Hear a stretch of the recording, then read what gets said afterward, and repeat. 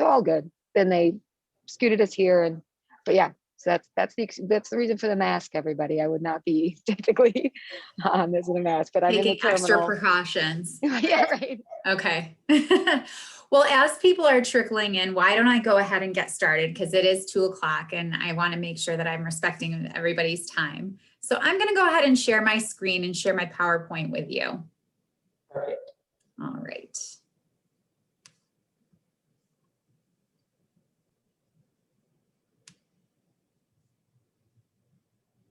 Can everybody see the PowerPoint? Yes. Excellent. Okay. So good afternoon, everybody, and welcome to the second monthly She Talks Law Women's Legal Roundtable, where women business owners, women entrepreneurs, and women investors get together once a month to talk about a different legal issue impacting the sector. My name is Jen Aronson-Javeski, and I am the host, obviously, of She Talks Law. Thank you so much, everyone, for joining me this afternoon. I just wanted to give you a little bit of background about myself if you didn't join with us in March. So I'm a boy mom of 2, a 3.5-year-old and a 10-month-old, and a wife to a fantastic man and senior associate at Boylan Code, where I practice primarily real estate, but I also do employment law for a number of our corporate clients, and I am chair of our school law practice group. So I'm very active in the women's community in Rochester. I'm on the board of GRAWA, the Greater Rochester Association of Women Attorneys. Hi, Randy, our GRAWA president right now. I'm on the board of Young Women's College Prep Charter School, and I'm active in the Women's Council and the Rochester Women's Network. So I wanted to come up with a way that would give back to all the women leaders that I've met along the way. And so that was when She Talks Law was really born. I really wanted to come up with something that would give back to those women and provide a resource of free legal education for women leaders in Rochester. So let's go over our agenda for today. First, I already did my welcome. The legal topic that we're going to do today is I'm going to go over the mandatory COVID-19 vaccination policies in the workplace. Then if we have time, I'm going to do a TED Talk, though if we're cutting it close, I want to make sure that I leave enough time for our lovely panelists, followed by a Q&A and closing remarks. So without further ado, all right, so mandating COVID-19 vaccination policy in the workplace. Back in December of 2020, the U.S. Equal Employment Opportunity Commission, so the EEOC, updated its ongoing COVID-19 guidance with a Q&A addressing the mandatory COVID-19 vaccination policy issues. And the most important thing to keep in mind is that employers can implement and enforce mandatory COVID-19 policies. I'm sure you've seen that many other companies are doing it. And, you know, sports venues, we heard about the Buffalo Bills and the Sabres, they're doing it as well as a condition of returning to or remaining in the workforce. So employers certainly are doing it for their employees. So let's talk about some of the pros and cons. Why would we want to require the vaccine in the workplace? Most obvious, protecting your workplace and community health, right? We would also want to mandate a vaccine to reduce costs of absences or lost productivity. It also allows an employer to stay open. Maybe you have employees that, you know, when they do come down with COVID or a family member, they have to be at home. They might not be able to be in the workplace. And for service industry, it's critical that employees are in the workplace to keep it open and running. And accelerating that quote unquote return to normal, whatever this new normal is going to look like, but making it safer for the workforce to resume to whatever our normal operation it looks like. Also, from a legal standpoint, defending against civil liability for COVID-19 vaccine cases. So under tort law principles, employers that fail to take reasonable care to protect their employees, or in this instance, you know, their vendors, their clients, or any individuals on the premises, risk liability. So individuals who become sick, individuals who become sick on alleged on-premise exposure can argue, and in some cases already have, that a business's negligent safe practices, whether it relates to PPE or vaccines or anything else, may have caused their illness.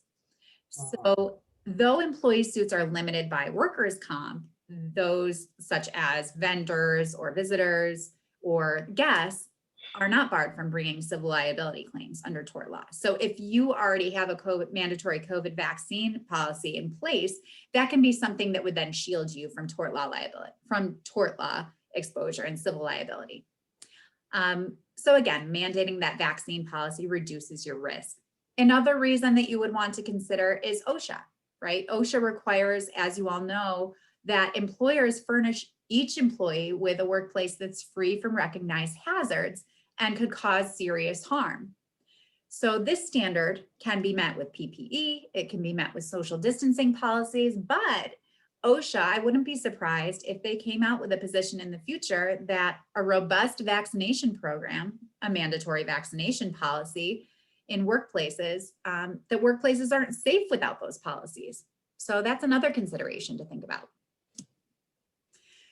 So why would an employer then, knowing all of the pros, want to make the vaccine optional? Well, of course, you're not going to be able to please everyone, right, with all of your policies. So mandating a vaccine could pose some employee morale problems. Also, we will discuss 2 exemptions to mandating a vaccine in the workplace. And HR may be overwhelmed by needing to decide on that case-by-case basis whether an individual actually qualifies under the exemption that they're claiming. Also, less liability for discrimination claims. As we'll discuss, there's a religious exemption and a medical exemption. So individuals who seek an exemption, whether medical or religious, if for some reason the employer has an undue hardship where they're not able to, or an undue burden that they're not able to reasonably accommodate the person requesting an accommodation, that could potentially open you up for discrimination claims if you aren't applying your policies consistent with every individual that comes to you with a request for an exemption. And certain industries just may not have close contact. So it might just not make sense for your company to have it if individuals are not consistently within 6 feet of one. Okay, so here's your guide as an employer for my employers that are on the phone or on this Zoom call, guide to assessing whether or not to mandate the vaccine, whether it makes sense for you. Number 1, I want you to consider your rights and the law behind it. So by taking into consideration everything from EEOC guidance, OSHA guidance, Department of Human Rights, I want you to also consult with your attorney, because while there currently isn't any state or local law that appears to impose any bar from private employers requiring the vaccine, this is evolving rapidly. And it wouldn't surprise me if something came out which provided more guidance. So make sure that you're consulting with your attorney on mandating the vaccine and how to do it in your workplace, how to really roll it out. I'm happy to help with that. Number 2, making a plan to process your exemption requests. We'll talk about those exemptions, but your medical and your religious exemptions, I recommend having a standard form that employees can just fill out, hand it into their HR person or whoever handles HR matters. And then you'll go from there in deciding whether or not there's a reasonable accommodation that you can come up with in your workplace. All right, so let's talk about the 2 exemptions. And I know there's going to be a lot of information on these slides, so I will do my best to summarize for you. So for a number of reasons, you may have individuals that say that they are medically exempt from getting the vaccine. So specifically, individuals that have a history of a severe allergic reaction to any component of the vaccine, those individuals are unable to get the vaccine. So let's say you have an employee that reports to your HR that she has a disability which precludes her from getting the COVID-19 vaccine. What do? Well, your first step is to identify, does this disability really meet the definition of disability under the ADA?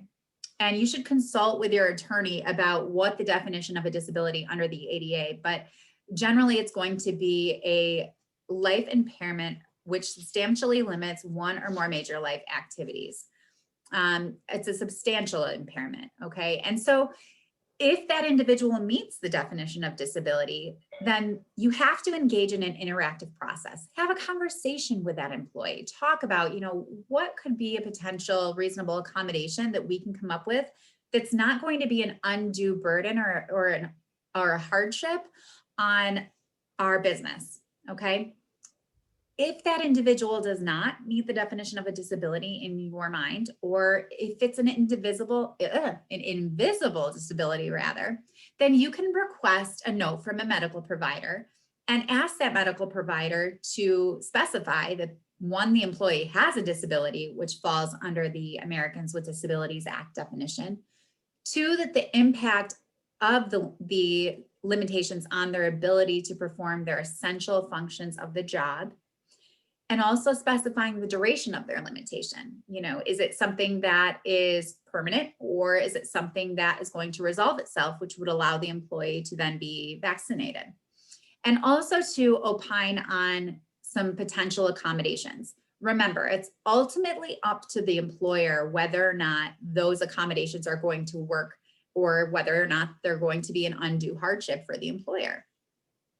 Then you're going to assess their reasonable accommodations. So is this reasonable accommodation that we are talking about something that creates an undue hardship?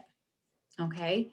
Some examples would be considering remote work if possible. Now, that's going to be pretty difficult for someone like a hairdresser who works at Scott Miller Salon versus somebody who's in an office position where they potentially have the ability to work remotely. So it's not a one size fits all.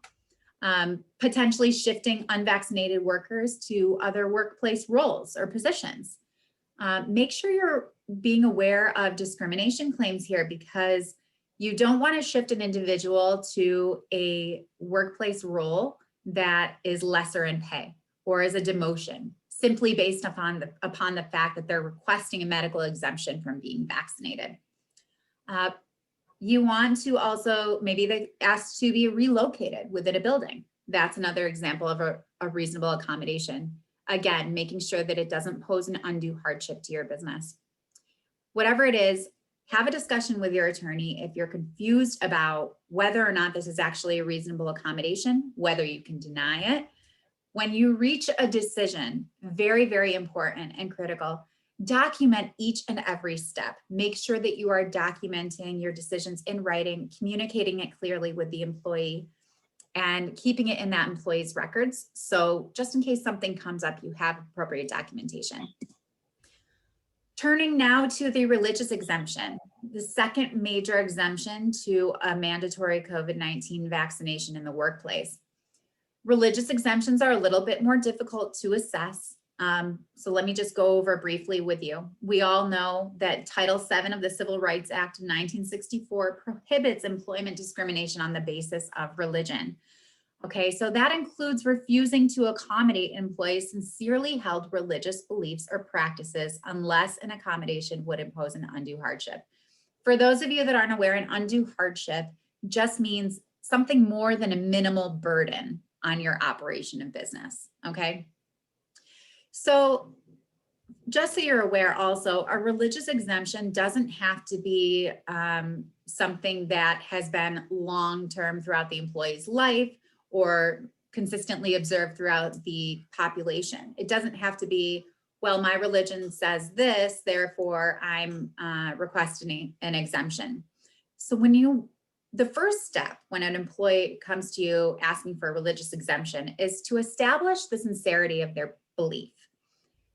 I want you to do a limited inquiry here, and that is very important. I know that sounds kind of counterintuitive here, but you don't need to know specifics about their religion. Religion is very personal to individuals, okay? So sufficient proof of their sincerity can simply be a written statement from the employee saying, yep, I have this religious practice, and therefore my religious practice says that I cannot be vaccinated, and therefore I'm requesting an exemption in the workplace for it. It doesn't have to be an affidavit from the pastor or the rabbi or whoever, it can just be from the individual or even a member of their family or friends, okay? What I want to differentiate is watch out for strongly held beliefs here, because that will not fall within the purview of this exemption. And what I mean by strongly held beliefs versus a religious belief is political, scientific, medical views, or isolated ideas like, I don't want to get vaccinated because I think they're dangerous. That's not what I'm talking about here.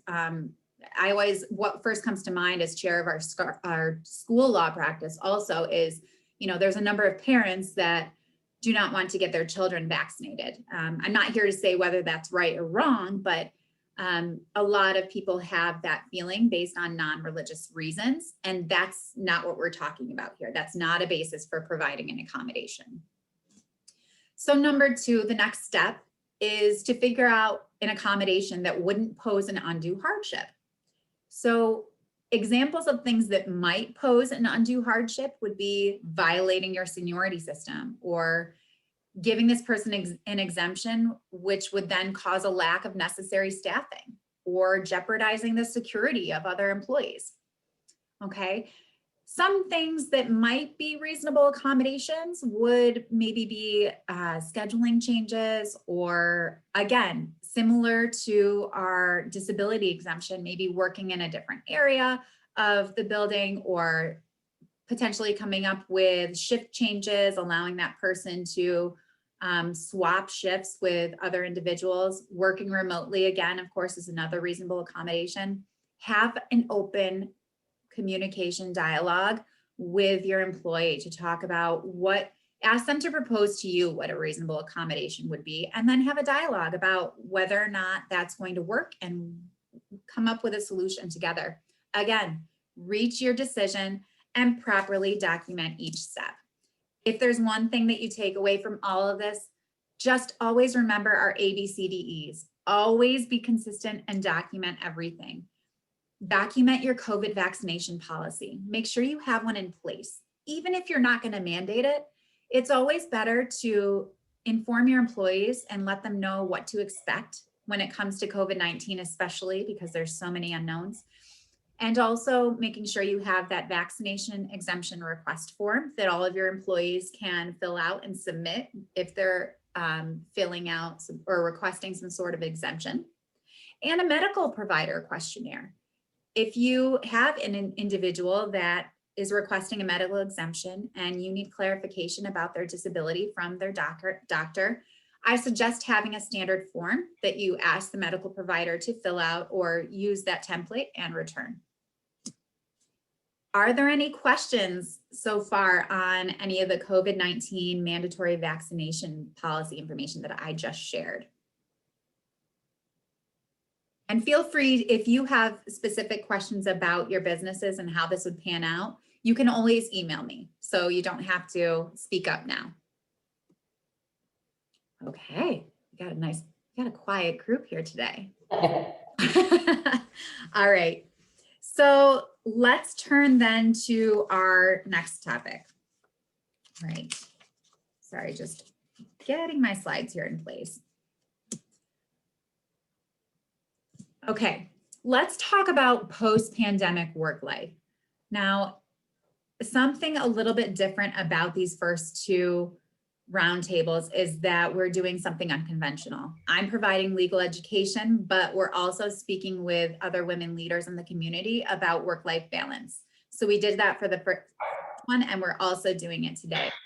I wanted to present a few statistics from my last roundtable that illustrate the disproportionate impact of the pandemic on gender equity in the workplace. So according to the US Bureau of Labor Statistics, there were 2.2 million fewer women in the labor force in October of 2020 than in October of 2019. In September of 2020, women accounted for approximately 80% of the 1.1 million workers who dropped out of the workforce, and that is 4 times more than men. And in November of 2020, the number of women working or looking for work was the lowest it had been since 1988.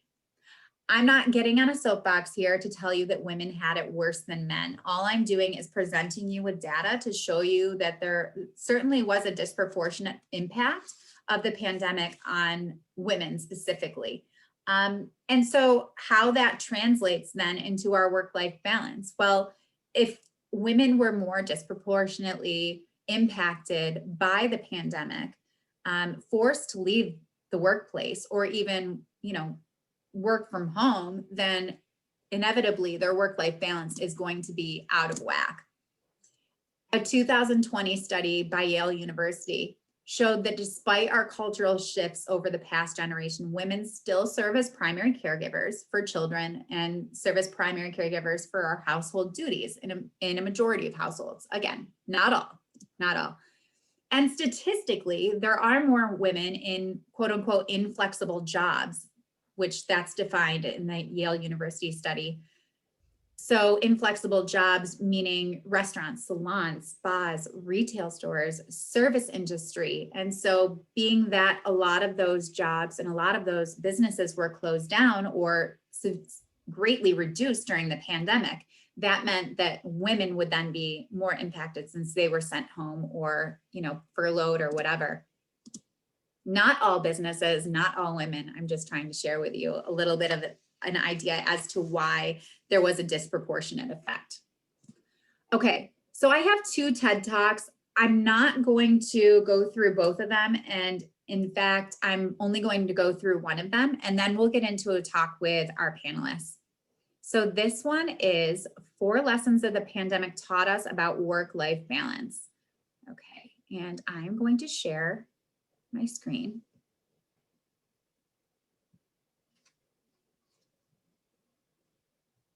All right. Can everyone see this YouTube? Yes. Yes. Okay, excellent. Great.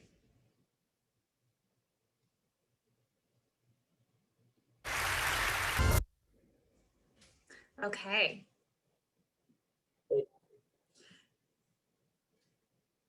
So I think that she had a lot of excellent insight into what work-life balance looks like now in the pandemic. But I think it's important also for us to have a discussion with some women that are right here in our community about work-life balance in their businesses and how it plays out. So the main idea, though, that I wanted to tell you is that gender inequity in the workplace exists in the pandemic, as the numbers that I showed to you before the TED Talk shown. Gender inequity is there. And what does that translate into? Work-life imbalance. Okay, so without further ado, I would like to introduce you to our 2 panelists today. And we had 3, but unfortunately, Rachel Evans could not be here with us. Rachel is the owner of Lumos Infrared Spa that's out in Victor. And so I highly encourage you to go check out her salon. I think her spa, I think it's an excellent place if you're looking for somewhere serene and just beautifully relaxing. So Rachel, we hope all is well with you. Helen Messer was born and raised in Brooklyn, New York in 1980. Helen met her husband, Scott, when they were working at a local salon. At that time, Helen was finishing her degree in economics from Brooklyn College. She graduated with a bachelor's in economics and a minor in theater. Scott moved to New York shortly thereafter, where he worked for Glenby, and they were married in 1982. They relocated to Rochester and opened Scott Miller Salon in 1985. Helen worked as a branch manager and commercial loan officer at a local bank, while Scott managed an 800 square foot salon with only 2 employees. As their business grew, Helen left the bank and shared in management of the salon. In 1984, Scott and Helen met Michael Gordon, the founder of Bumble and Bumble, with whom they began a partnership that had a huge impact on their business.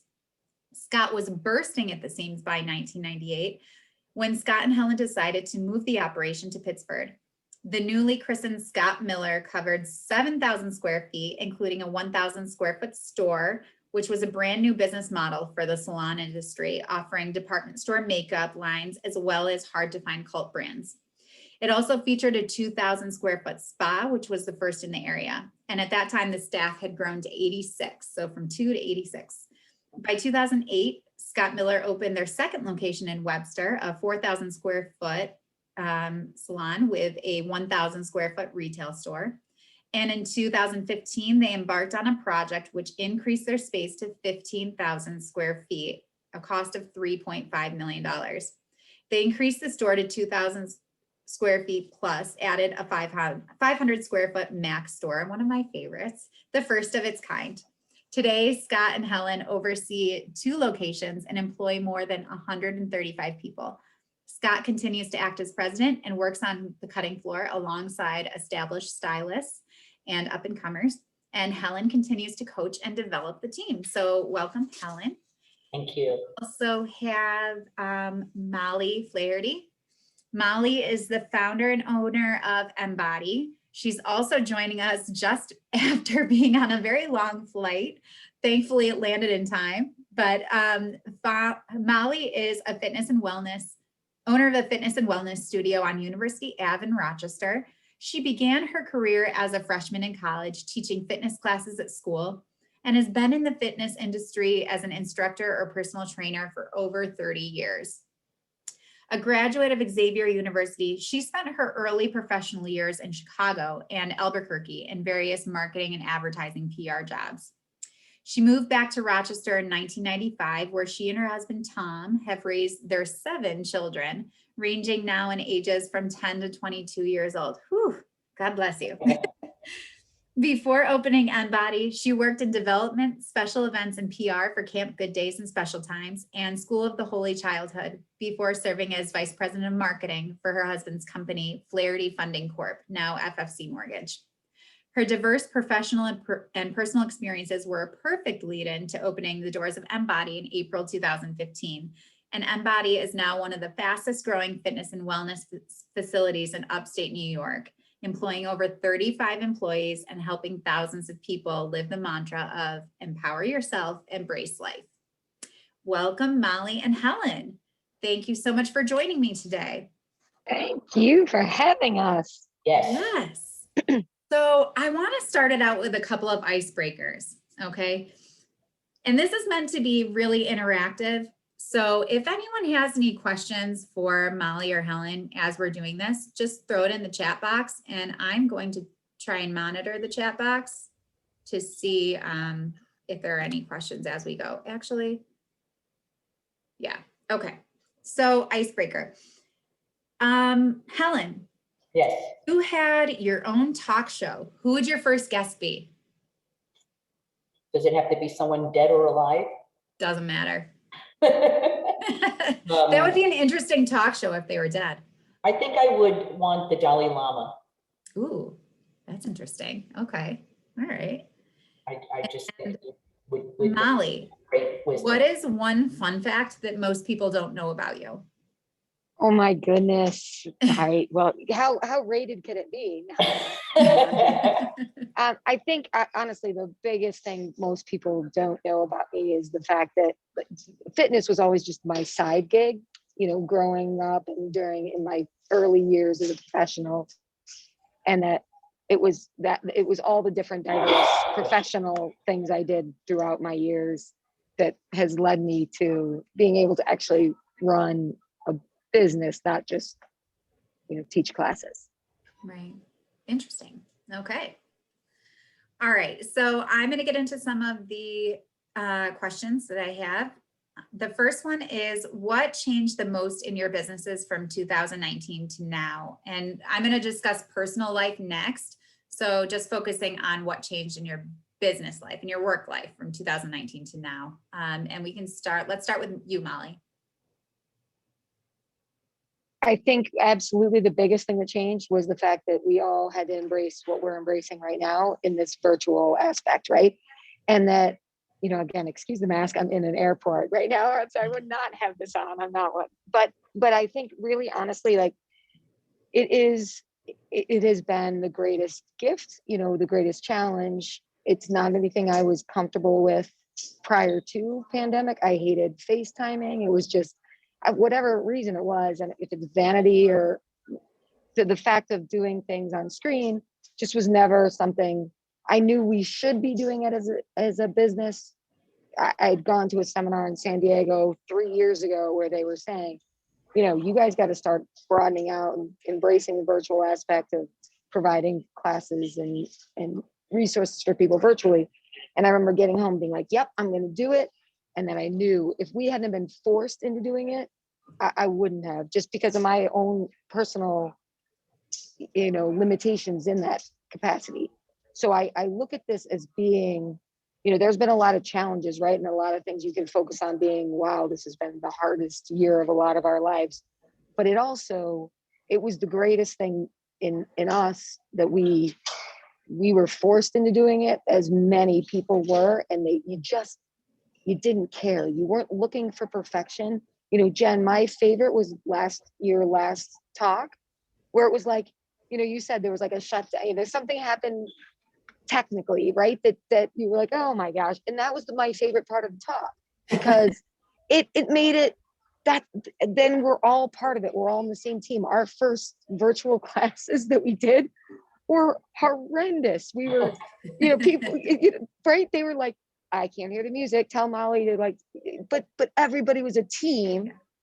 So I think in that aspect, like it has been, we've embraced some of our own insecurities, overcome them, and and that's now part of our day to day. So I looked at, I was scrolling through early on, and I'm looking at all these women jumping into this thing. I'm like, this is, Jen, if you had launched this 2 years ago, I'm not jumping on a Zoom. This is amazing, right? I launched it a couple of months ago. Well, no, but right, but you know what I mean, that. So Yeah, anyway, no, so that would be the biggest Thank thing. Thank you. I appreciate that. That's an interesting point too, because a lot of times we think of the pandemic being so negative, but there were a lot of positives that came out of it too. Yes. Yeah. Helen, what about you? Well, it's interesting because, it's hard to believe that it's been a year since this happened. And 2019, when I look back, business was really kind of an upswing. And especially the first 10 weeks of 2020, they were really rocking. And then all of a sudden it went to a halt, and it was quite shocking. And I think the biggest lessons for us in the process, first of all, I went into reactionary mode, which I'm never in reactionary mode. At least I try not to be.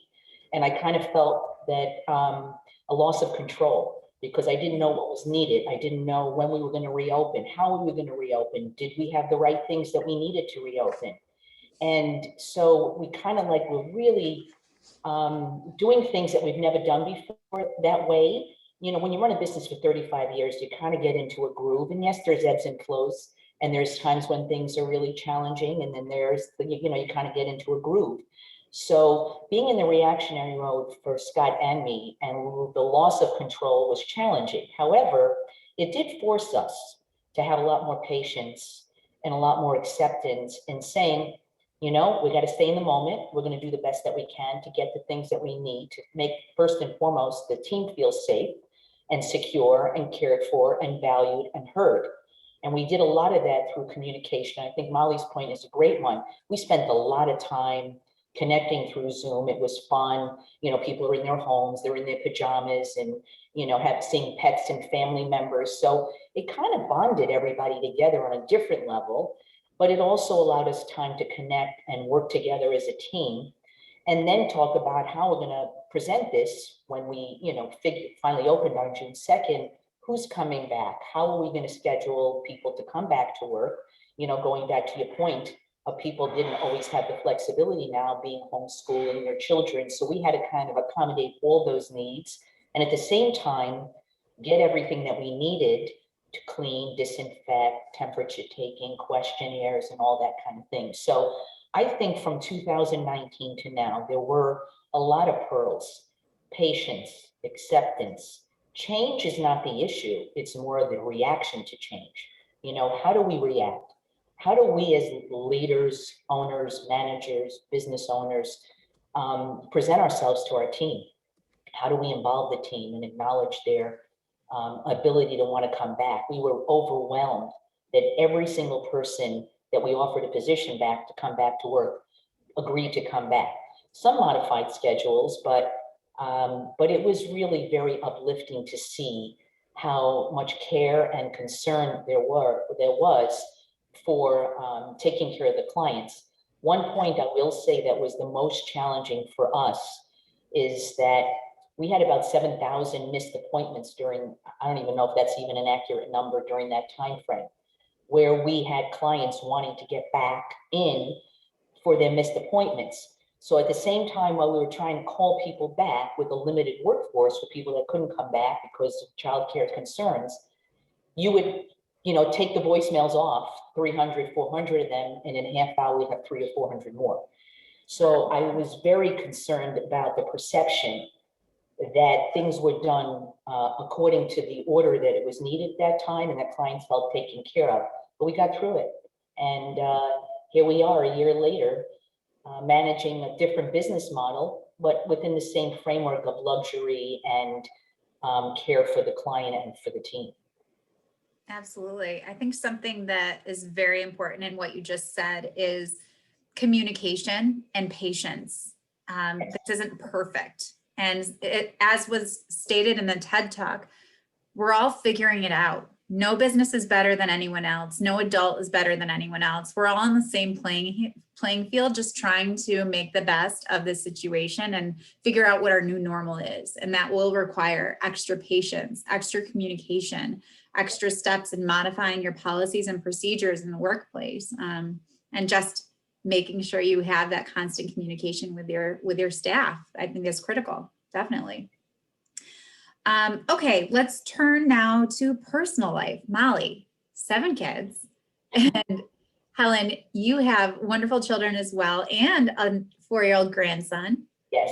And so how did this pandemic impact your personal lives? And how did you cope? Helen, you got to take that one because you take the first shot at it. Well, we actually did a lot of cooking together. We had a lot of dance parties in the house. I found out a lot about wine and more tequila, but it was really a time, especially initially, when the shock wore off that we're really in this, because I think at the beginning when everything got shut down, you think, this is not going to last. And you were like, okay, we're having a great time. But I think we got into the groove. My grandson was living with us at the time, which was amazing, with his mom, my daughter, and her boyfriend. So we had a lot of good family time. I think that the challenge with the personal thing is our son lives in California with his girlfriend. I think he felt isolated and a little nervous being across the country and not being able to come home for quite a long time. So, but we just try to really connect and be at peace, prepare the day, not to get the day so like there was no structure. I think that was happening in the beginning. We didn't know, we were wearing the same clothes all day and then wake up in the next morning. And so we tried to have a little bit of structure, fun, and good quality home life time. But I will have to say that by the time the 10 weeks are up, we were ready to, kind of have a little bit more of the work, go back to work, and then come back home and do those fun things that we're doing during that time frame. Well, my grandson thought it was the best thing ever, having everybody home, taking, doing everything for him at his beck and call. So I think he benefited a great deal from all of us being together. Yeah. And we were fortunate, I'm with 7 kids. I had only 3 at home when it hit. The rest of the kids were either in college or just out. So for me, it was the greatest thing because I saw this amazing shift, right? And just that I have perspective of the older kids who, when they were in the midst of it, we were running 50,000 different ways. And I mean, our days getting them to hockey and Irish dance and softball and lacrosse and, and things like that, that took precedence and in our weekends and our weeknights. And then, so you remember that chaos and then this shift, right? Where everything got shut down. You felt horrendous for the kids that they were missing, a lot of the stuff they were missing, but then it just reminded everybody to be like, you know what, why did we do what we were doing in that aspect? Like, this is, the fact that we were home, the kids all learned, we took turns who was going to make dinner and lunch and what were the projects of that. This whole summer, it was the only time now that I'll have all my kids ended up being home for the summer. which truly will be the last time in our lives that'll probably ever happen. My daughter's, I'm here visiting her. She's going to be deployed. She's in the army. She's like, so I know this was the great, the gift that it gave our family, and the fact that we were all slowed down by necessity. It was the most precious time I can ever remember in my life as a mom too, just because I did have perspective about being like, the fact that this couldn't have ever happened, and the fact that it happened in this way, it was obviously devastating to so many families. So you had this guilt about being like, I feel bad, but I'm grateful that this happened, in the sense of bringing us together as this unit. But hopefully it did. I keep saying, my youngest guy, that's an outdated bio, my bad. My youngest guy just turned 13 yesterday, and we laugh now about the young parents of kids his age. Tom and I are ancient compared to the other parents of him. And we say, like, dude, like, navigate, it's 50,000 practices, or going in every weekend to different states and cities to really, is it, go put it in perspective and make sure your kids are having fun. So yeah, that's, it was the greatest thing that ever happened to our family in that sense. Wow. Yeah, making the best of a bad situation. Yeah, Yes. certainly. Yeah, it's very humbling. So I have, like I said, I have a 3.5-year-old and I have a 10-month-old. It's very humbling when your 3.5-year-old comes up to you and says, "Okay, mommy, where's my mask?" Like, that's not something that I ever thought I would hear out of his mouth, but it's so normal now to us. And so what was not normal before has become our new norm. And, I wonder what that's going to be like over the next few years as he grows up, in these critical times. It's just interesting to think about. But yeah, the time together has been unbelievable. I mean, it's been something that has been a challenge, and certainly took some getting used to, but it's not impossible. And there are a number of strategies, I think, that all of us have used to get used to this new norm, whatever that new norm is, even if you don't have young kids or any kids at all. Maybe you are caring for a parent, or you have, other family members that were impacted by COVID that you were having to care for them. It certainly has taken some getting used to with everyone, but it's brought us all closer and made us all on that level playing field. So, I do have a question for both of you. And this is more about the executive orders and all the limitations that have been imposed on your businesses. I would like to know, so your businesses both have been with limited capacity for pretty much this entire time. Yes. And I have to imagine that there was a certain amount of frustration. Let me preface this with, I'm not here to have a political talk about, whether or not you agree or disagree with those. But I would like to know, how are you able to keep your positive face? It's very important. You're both in industries where, Molly, you are teaching yoga and cycling to individuals who are looking to you to have, some sort of way to let go of the stress, right? And you have stress building on you as a business owner. How did you deal with that? And then Helen, women who come to the spa and the salon and they just want to relax, and men too, they just want to relax and enjoy themselves. Meanwhile, you're getting chirped in your ear with all these different regulations and orders, and always constantly changing, that are still imposed on you. So how do you manage that? How do you deal with that? I would say that this just took it to a different level. So I go back to being like, and Helen will, I'm sure, be able to test. I'll never forget, when we were opening and I'm dealing with a build out, and legitimately I'm walking to the bike to teach a class, and someone yanking me and being like, "Oh my gosh, Molly, the toilet is backed up." And you're just kind of like, "All right, hold on." It's Helen has her background in drama. You're walking onto your stage. You really don't need to hear about a toilet overflowing, but you just, so you know, there's a switch that you can switch on and off. I think when you're doing this and have done it for so long, and being like, okay, you know, all that I'm gonna block out for the next half hour as I teach a class, because I totally appreciate like the whole reason people were able to maintain their sanity. For me personally, it was number one, getting my hair done and getting my roots covered, thank God. And you know, but for other people, right, they needed us. They needed us to be their sense of normalcy and endorphins. So that to me, that immediacy of not being, you know, being able to inspire others while you were struggling, I don't want to sound like a martyr, like I'm used to that. You know what I mean? That wasn't anything. But I do believe like it's very tough, right? Because I'm now part of coalitions and I'm all about community and all the other fitness studios, and we're getting together and I'm like, look, these aren't going to be just complaining sessions. We need to get together to get a plan of action that will help put us in the best perspective.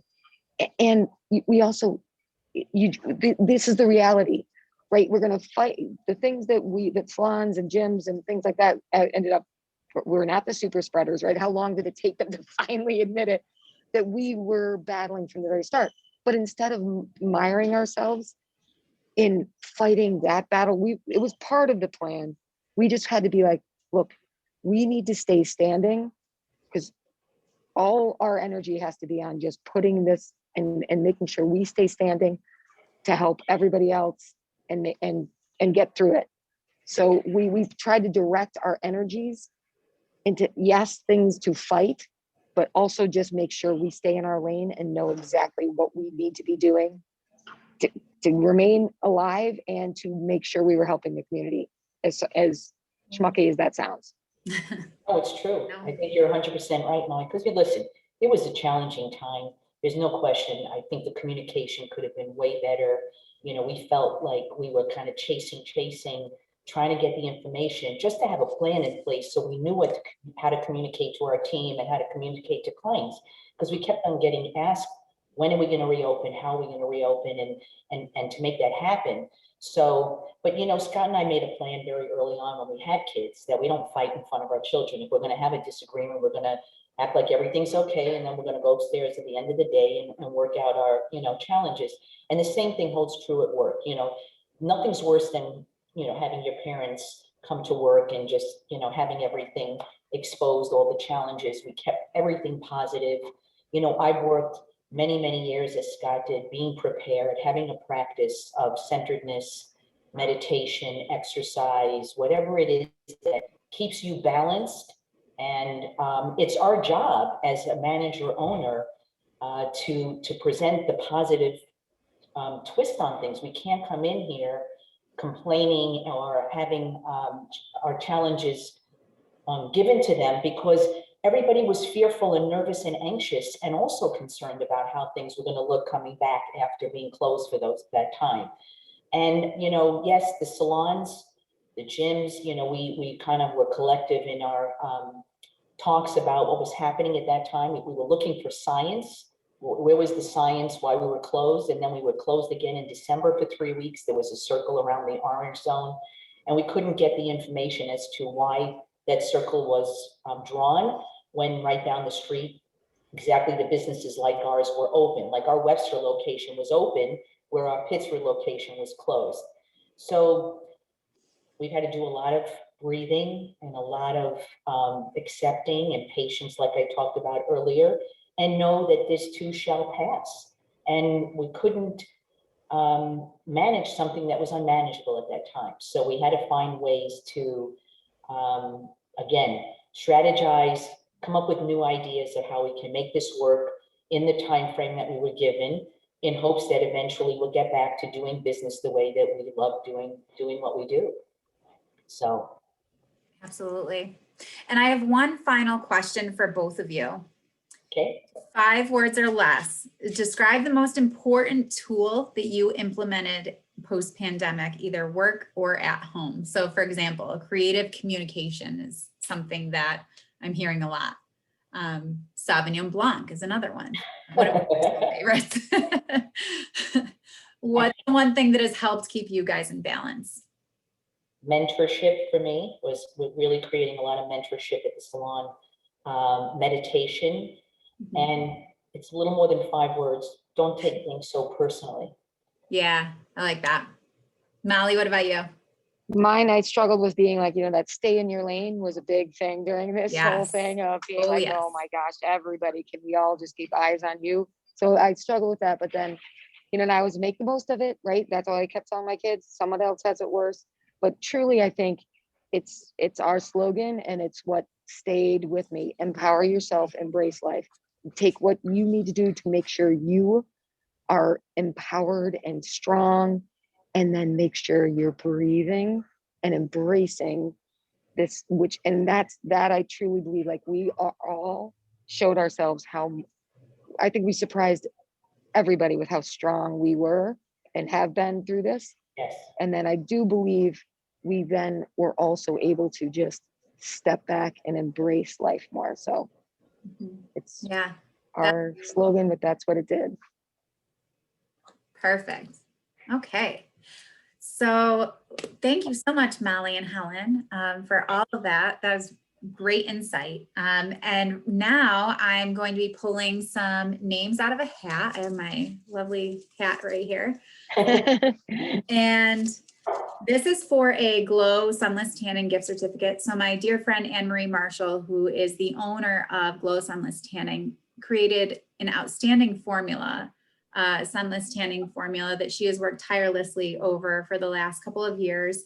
And so these gift certificates are for a professional sunless tan by Anne-Marie using her formula that she created. So without further ado, here we go. And let's see. Julie Hares, are you on? Julie. Okay.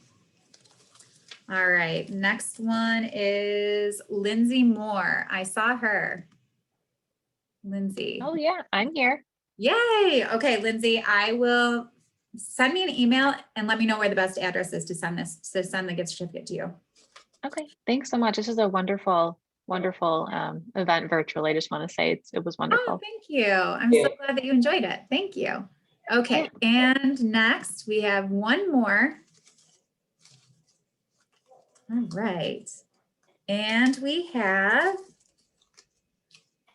Lisa Scala. Are you on?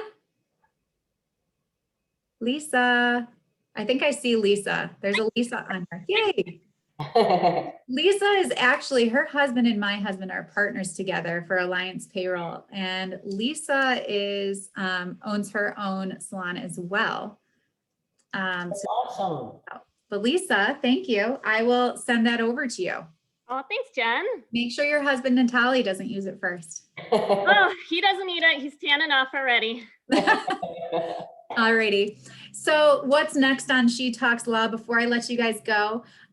If you haven't noticed on social media, I'm partnering with Rock Girl Gang, Sarah Knight. She's been fantastic. So take a look at some of Sarah's posts or my posts to figure out what's next and when our next event is. May 27th, we have Jeff Garcia, the Vice President of Investments from Great Point Capital, and Dorothy Hill from New York City. She's a consultant for Phyton, and she focuses on cybersecurity, financial technology compliance, anti-money laundering, data and privacy, all of that fun stuff. So we're going to have a discussion about, number one, investment opportunities for women, specifically impact investing, if you've ever read that book. And then also data and privacy legal updates for your online businesses. I know a lot of you are working remotely now, so that's very important to take in some of those considerations as well. Follow me on Instagram and Facebook at She Talks Law, and on LinkedIn, I'm Jennifer Aronson Javeski. And if you want to, please invite your friends and share my posts and everything. Tell your friends about these events, because the more people we have at the table, the better it is for you guys. So thank you so much for joining me today. And I look forward to seeing you next month. Thank you, Jennifer. Thank you, everyone. Thanks, Molly. Thank you. Thanks, everybody. Bye. Thank you.